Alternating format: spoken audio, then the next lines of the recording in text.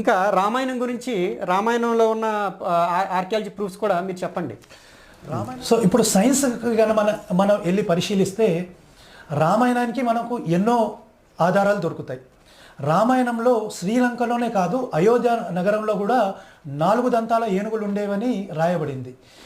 ఈ 4 దంతాల ఉన్న ఏనుగులు వాల్మీకి మహర్షి ఏదో సరదా కోసమో ఏదో గెస్ట్ చేసి రాశాడని మనం అనుకోవచ్చు. కానీ ఈరోజు ఈ 4 దంతాలున్న ఏనుగుల శిలాజాలు, తలలు కూడా మనకు అవైలబుల్ ఉన్నాయి. సైంటిస్టులు వాటికి వెతికి తీశారు. ఆ ఏనుగుల పేర్లు గాంఫోథెరస్.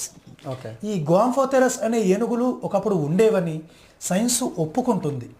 ఇవి కొన్ని లక్షల సంవత్సరాల నుంచి ఉండేవని, తర్వాత ఒక 10,000 సంవత్సరాల క్రితం ఇవి చనిపోయాయి, ఎక్స్టింక్ట్ అయ్యాయని మన సైన్స్ చెప్తుంది. మరి రామాయణంలో ఈ ఏనుగుల గురించి వాల్మీకి ఎలా రాశాడు? ఇది మనం ఆలోచించాలి. అలాగే